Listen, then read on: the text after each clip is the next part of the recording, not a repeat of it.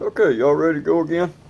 What we was talking about is finding our talents, figuring out what they are, and using them, and how important that is. Uh, let's look at Matthew chapter 25 real quick, if y'all don't mind. Uh,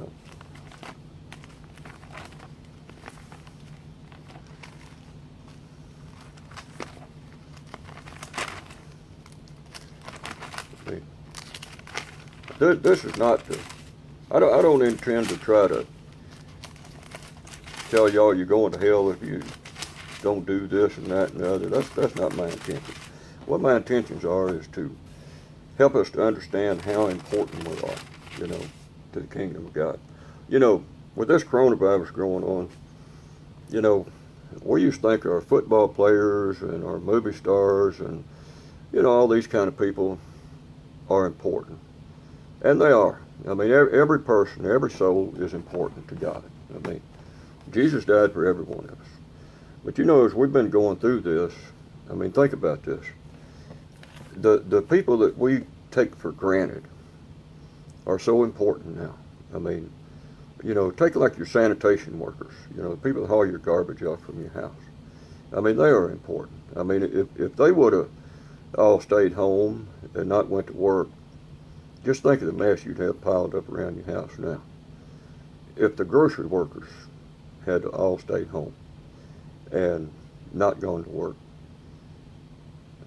I mean, I know a lot of people stocked up on toilet paper and paper towels, but I don't know how good them would be to eat. See, so we need to not take for granted, people in our lives, because every one of them are important.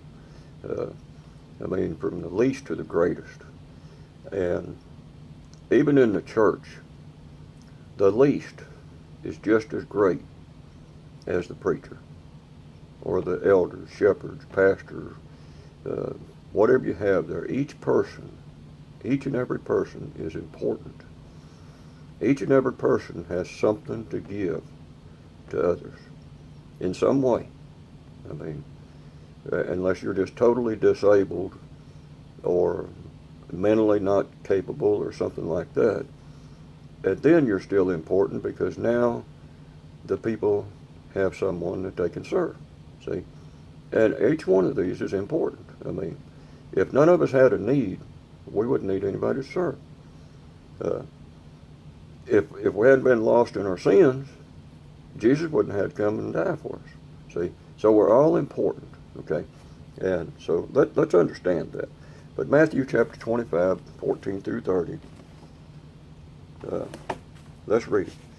For it is just like a man about to go on a journey who called his own slaves and entrusted his possessions to them.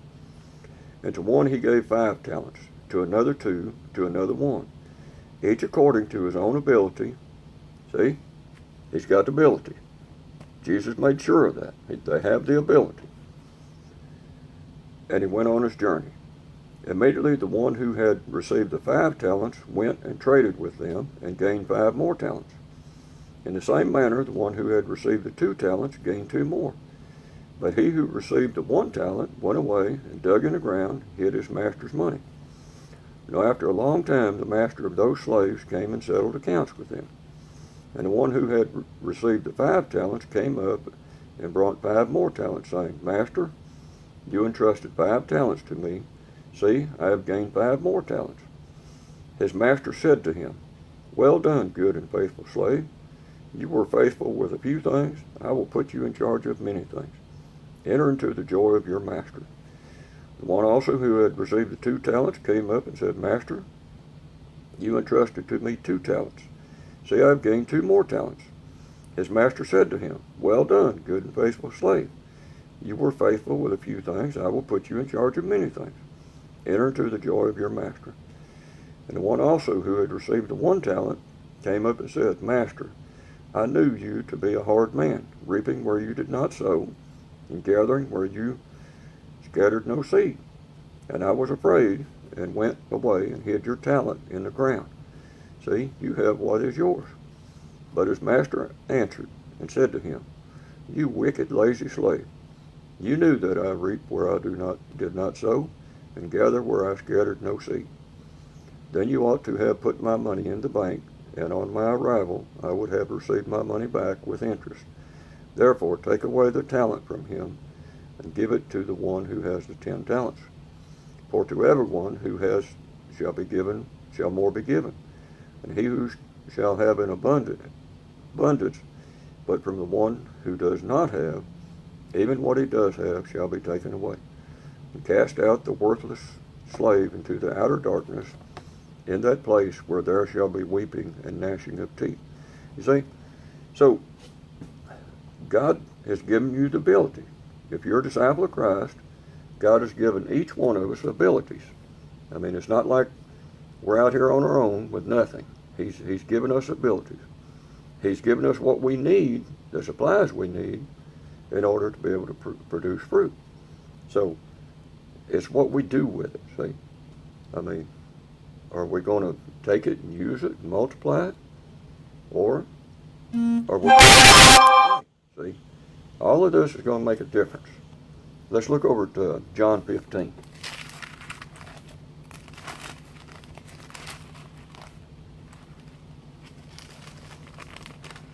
Verses 1 through 11.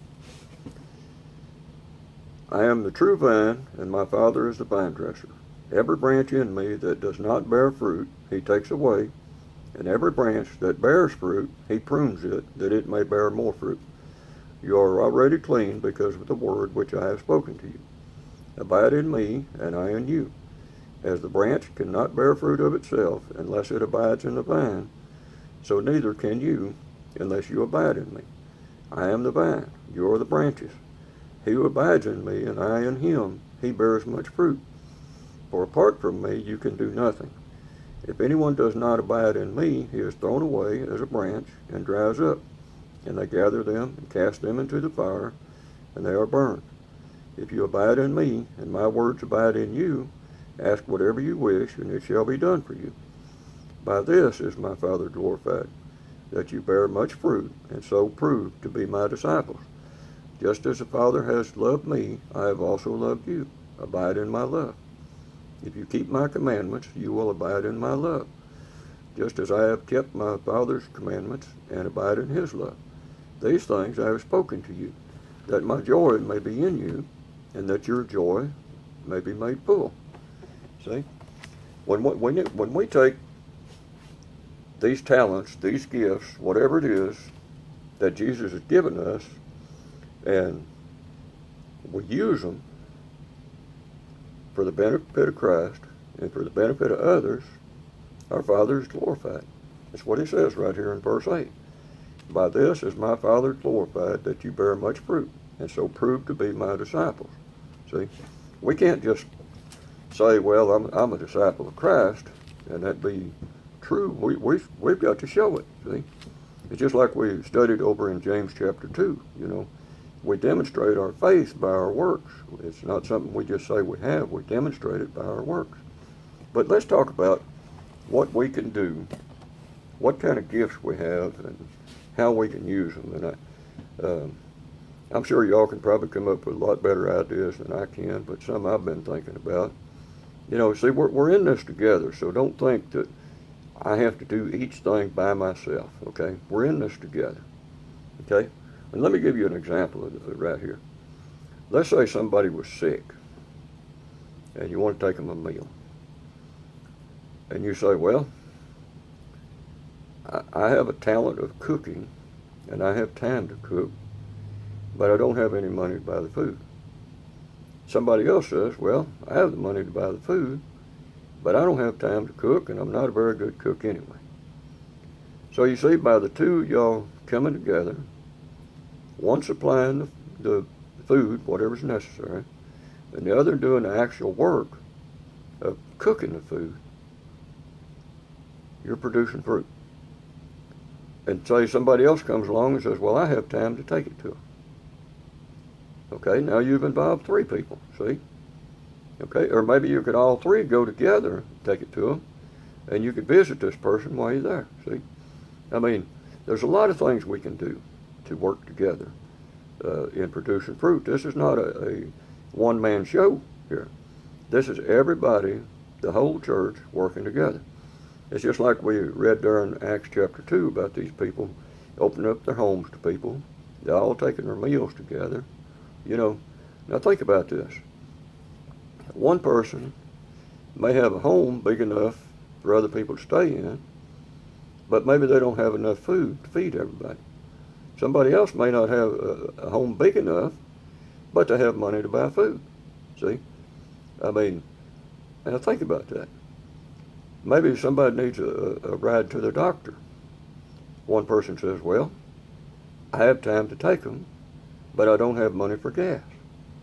Somebody else says, well, I have money for gas, but I don't have time to take them. See what we can all do together, working together. I mean, you may think this is little stuff. I mean, in John 14, let's take a look at that real quick.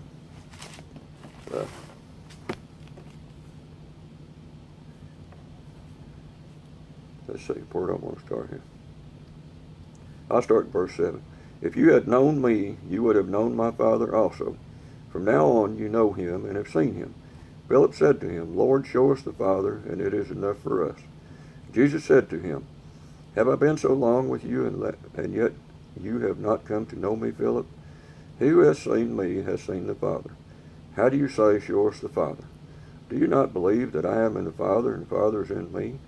The words that I say to you I do not speak on my own initiative, but the Father abiding in me does his works. Believe me that I am in the Father, and the Father in me. Otherwise believe on account of the works themselves. Truly, truly I say to you, he who believes in me, the works that I do shall he do also, and greater works than these shall he do, because I go to the Father.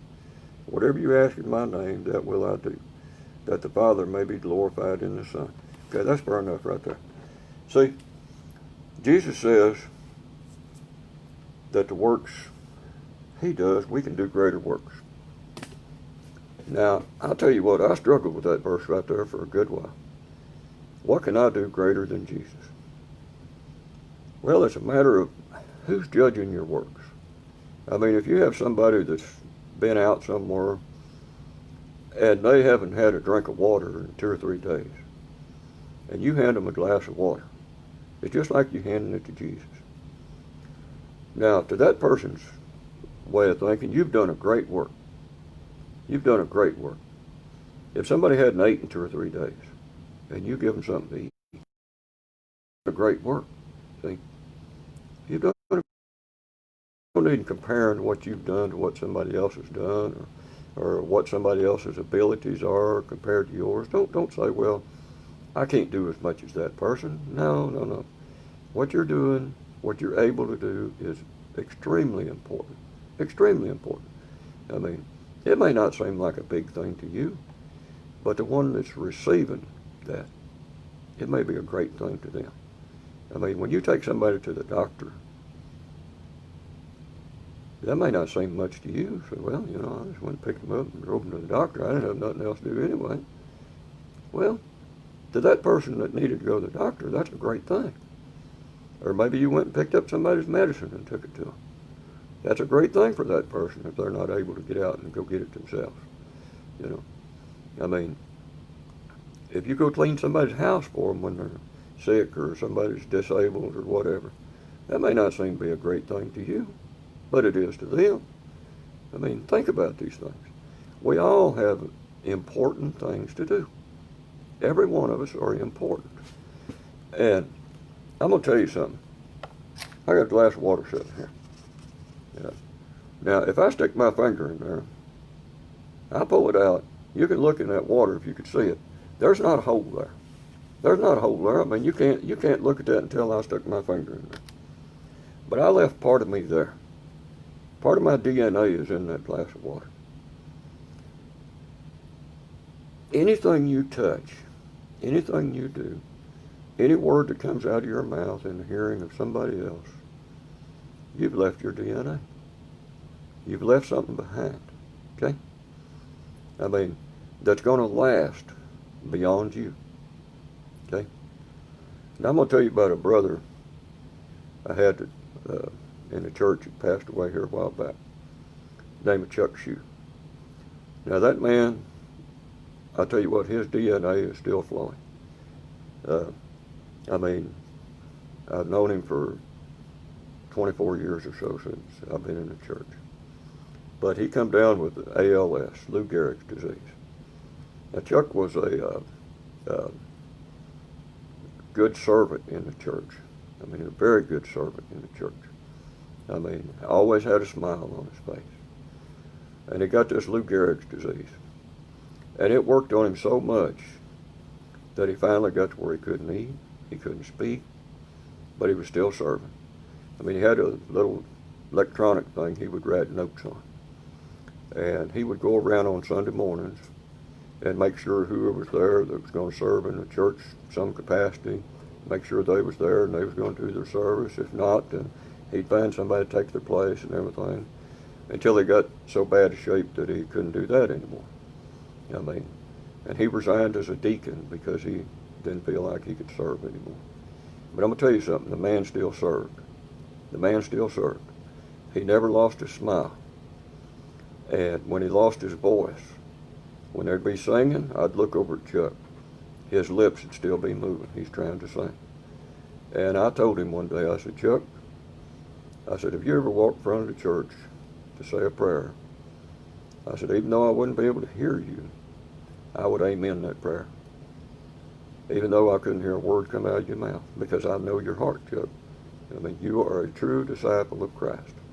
I mean, and this man kept this up as long as he could. I mean, he got so disabled that he went to a cane, then he went to a walker, and then he got to where he just couldn't hardly get around at all.